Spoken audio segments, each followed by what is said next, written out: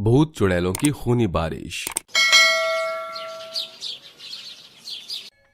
अजी आटा तो बिल्कुल भी नहीं है, जाकर ले आइए। अरे गंगा, रात के 12 बजने वाले हैं, ऐसे में अब आटे की क्या जरूरत है? मैं कल को ले आऊंगा ना। कैसी पागलों जैसी बातें कर रहे हैं। इसी गांव में पले बड़े हैं आप और भूल भी गए, कल 6 साल पूरे हो रहे हैं। इतना सुनते ही उस आदमी के भी होश उड़ गए और वो हक्का बक्का सा रह गया। क्या? तो तुमने मुझे पहले क्यों नहीं बताया?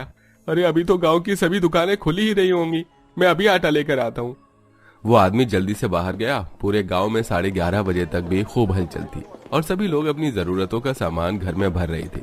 अनिल ने भी आटा ले लिया और वो घर आ गया। जैसे ही रात के 12 बजे सभी इंसानों ने अपने अपने घरों के खिड़की दरवाजों को अच्छे से बंद कर लिया और 12 बजते ही गांव में भयानक बिजली की आवाजों के साथ शुरू हुई भूतिया खूनी बारिश। आसमान से मोटी मोटी खून की बूंदें बरसने लगीं और बस इतना ही नहीं, गांव में आसमान से बहुत सारे भूतों और चुड़ैलों ने भी दस्तक दी। अरे वाह, इतने इंतजार के बाद आज फिर ये दिन आ ही गया। ओए बल्ले बल्ले, ओए बल्ले बल्ले बल्ले, नाचो यारो जमकर, खून बरस रहा है। खून, कितना सारा खून, बरसता हुआ खून। नाचो, आज तो नाचने का दिन आया है। चुड़ैल ने ऐसे बोलकर गाना गाना शुरू किया। टिप टिप बरसा खून, खून ने प्यास लगाई, प्यास लगी दिल को तो दिल को ये बारिश याद आई। तेरी याद आई तो जल उठा मेरा गीला बदन। अब तुम ही बताओ सजन, मैं क्या करूं। आहा हा हा हा हा, आहा हा हा हा। अरे क्या बोरिंग सा गाना गा रहे हो? ऐसी बारिश में तो धमाका करना चाहिए। ये लो। अच्छा तो ये बात है, ठीक है ये लो। सभी भूत चुड़ैल पानी में खेलने लगे। वो गांव में भाग रहे थे, लोगों की छतों पर कूद रहे थे, उनकी खिड़कियों पर लटक रहे थे, पेड़ों पर लटक रहे थे, लेकिन किसी इंसान को कुछ नहीं कह रहे थे। ऐसे ही ऊषा गांव में हर 6 सालों में भूतों चुड़ैलों की खून की बारिश हुआ करती थी। हर 6 सालों में वहां खून बरसता था, जो एक पूरे दिन तक बरसता रहता था और एक दिन पूरा होने के बाद खुद ब खुद वो खून और भूत चुड़ैल वहां से चले जाते थे। ऐसे ही सिलसिला जारी था। आज भी भूत चुड़ैलों ने दिल खोलकर खूनी बारिश का मजा लिया और फिर वो सभी चले गए। भूतों चुड़ैलों के जाने के बाद गांव के लोगों ने अपने घरों को खोला। हमारे गांव को ये कैसा श्राप लगा हुआ है। आपने उन चुड़ैलों और भूतों की आवाजें सुनी थी, मेरा तो दिल बैठता जा रहा है। हे भगवान, मेरे घर की तो खिड़की पर ही एक चुड़ैल लटकी रही। वो तो अच्छा है कि मैंने खिड़की को बंद किया हुआ था, वरना ना जाने क्या हो जाता। अगले दिन पूरे गांव में उस बारिश का ही जिक्र छिड़ा हुआ था। गांव की पुलिस ने सुबह ही सारे गांव का चक्कर लगवाया, जिसे उन्हें कई लाशें मिली। अरे दरोगा जी, क्या रहा, इस बार गांव में कोई मौत तो नहीं हुई ना? बहन, पूरी 6 लाशें मिली हैं। बेचारे के जहां जहां वो खूनी बारिश पड़ी वहीं वहीं से उनकी खाल जल गई है। उनके तो चेहरे भी पहचानने में नहीं आ रहे हैं। अरे नहीं, बुरा हुआ। खूनी बारिश ऐसी ही थी। भूत चुड़ैल तो उसमें बहुत मजे किया करते थे, लेकिन अगर किसी इंसान के ऊपर उस खून की एक बूंद भी टपक जाती तो वो कुत्ते से भी बुरी मौत मरता था। इस बारिश ने भी 6 इंसानों को अपना शिकार कर लिया था, जिसकी वजह से गांव में कोहराम मचा हुआ था। मरे हुए लोगों की शक्ल तो पहचानने में नहीं आ रही थी, जिनकी वजह से गांव वालों ने मिलकर ही उनका अंतिम संस्कार कर दिया और फिर उनकी आत्मा की शांति की कामना की। हर 6 सालों में गांव में यही मंजर होता था। गांव में यह खून की बारिश कुदरत की तरफ से नहीं, श्राप की वजह से बरसती थी। जो लोग श्राप के बारे में नहीं जानते थे, उनके लिए गांव में हर 6 सालों में उस कहानी को दोहराया जाता था, ताकि सभी छोटे बड़े लोगों को इसके बारे में पता चल जाए। अरे जो भी मेरी उम्र के लोग हैं वो तो ये अच्छे से जान गए हैं कि बारिश क्यों होती है, लेकिन जो युवा लोग हैं उनके बड़े सवाल आ रहे हैं कि ये सब क्या है, जो कल हुआ वो क्या था। तो मैंने आज भी गांव वालों को इसी वजह से इकट्ठा किया है, ताकि उस कहानी को दोहराया जाए। गांव में पूरी महफिल जम गई।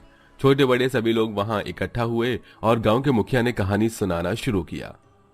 सदियों पहले वो गांव भी बाकी गांव की तरह ही हुआ करता था। लोग किसानी करके अपना खर्च चलाते थे और सभी खुशी से रहते थे। उस गांव पर कभी कोई विपत्ति नहीं आई थी। वहीं गांव में एक संत का परिवार भी रहता था और वो संत थे महान संत ऋषि, जो अच्छी बुरी सभी ताकतों को अपने वश में कर लिया करते थे। एक दिन संत ध्यान लगाने के लिए अपने परिवार से दूर गए। मेघा, तारा, मैं जा रहा हूं, अपना ख्याल रखना। अजी, आप कब लौटेंगे? भगवान की आराधना में तो कितने भी दिन लग सकते हैं, लेकिन मैं 1 महीने में लौटने की कोशिश करूंगा। तुम अपना और तारा का ख्याल रखना। मैं यहाँ बहुत समृद्धि छोड़कर जा रहा हूं, तो तुम्हें परेशानी नहीं होगी। हमारे लिए तो आपने सोना, हीरे और जवाहरात छोड़ दिए, लेकिन आप यूं खाली हाथ ही चले जाएंगे? मेघा, ये सोना हीरे ये सब कुछ मोह माया है, और तुम तो जानती हो दुनिया के सुखों से मेरा कोई लेना देना नहीं है। मैं भगवान के साथ बस सादगी से रहना चाहता हूं। पोटली में मेरे लिए चावल कर दो, बस मेरे लिए इतना ही काफी है। ऋषि को गांव में सभी बहुत इज्जत देते थे और साथ ही गांव के लोग उन्हें उपहार और भेंट भी देते रहते थे, जिसकी वजह से ऋषि के घर में काफी दौलत थी। लेकिन ऋषि को उसका जरा सा भी लोभ लालच नहीं था। वो तो बस सादगी में ही अपना जीवन जीना पसंद करता था। ऋषि इस बार भी आराधना के लिए एक यात्रा पर निकल गया। उसकी बीवी और बेटी घर में अकेली रह गई थी, जिसकी वजह से गांव के कुछ बुरे लोगों को उनकी संपत्ति पर नजर फिसल गई और एक रोज वो मेघा के घर में घुस आए। बेटा, आज हो सकता है कि बाबा लौट आए। कौन हो तुम लोग?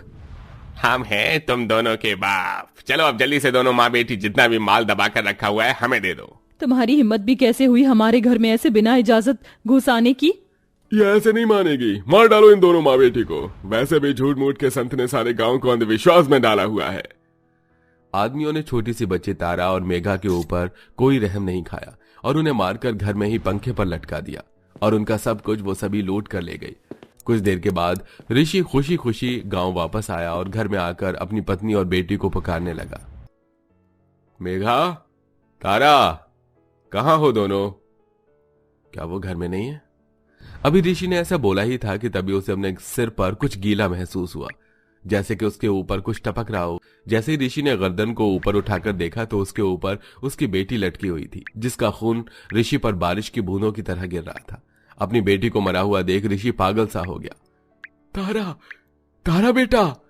ऋषि ने अपने घर में पलंग के नीचे देखा तो वहां मेघा की लाश खून में तरबतर पड़ी हुई थी। ये सब कुछ देखकर ऋषि के पांव तले जमीन खिसक गई, लेकिन उसने खुद को संभाल लिया। उसने अपनी पत्नी और बेटी पर हाथ रखकर उसकी मौत का सारा मंजर भी देख लिया, जिसको देखने के बाद उसका गुस्सा फट गया और वो गांव से बाहर आकर गरजने लगा। गांव वालों, ये तुमने अच्छा नहीं किया। तुम क्या समझते हो कि मैं अगर यहां नहीं था तो मुझे कुछ पता नहीं चलेगा? तुमने मेरी छोटी सी मासूम बच्ची और मेरी पत्नी को मार डाला, लेकिन मैं तुम्हें ऐसे माफ नहीं करूंगा।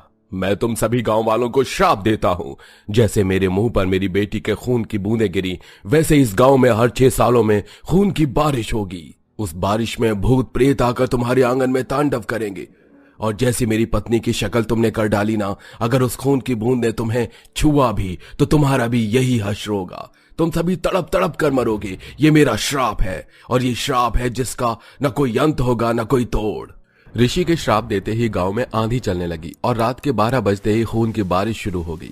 जिन लोगों ने उसकी बात को सीरियस लिया वो सभी तो बच गए, लेकिन जिन्होंने सोचा कि ऋषि के श्राप में दम नहीं है वो लोग बारिश में मारे गए। और तभी से हमारे गांव में हर 6 सालों में ये खून की बारिश बरसती है। इस श्राप का वाकई कोई अंत नहीं है। बहुत ज्ञानियों ने इसे काटना चाहा, लेकिन कुछ नहीं हुआ। यह हमारे गांव का एक कड़वा सच है, जिसको हमारे पास अपनाने के सिवा कोई चारा नहीं है। मुखिया से कहानी सुनकर जो लोग श्राप से अनजान थे उनको भी सब कुछ पता चल गया। अगले 6 सालों के बाद फिर से वो बारिश हुई और ऐसे ही भूत चुड़ैलों ने आकर खूब मजे किए। उस बारिश का शिकार होकर इंसान भी मारे गए, लेकिन ये सब कुछ बस ऐसे ही चलता रहना था। आज भी ऊषा गांव में हर 6 सालों में भूत चुड़ैल की खून की बारिश बरसती है, जिसमें कोई घरों से नहीं निकलता।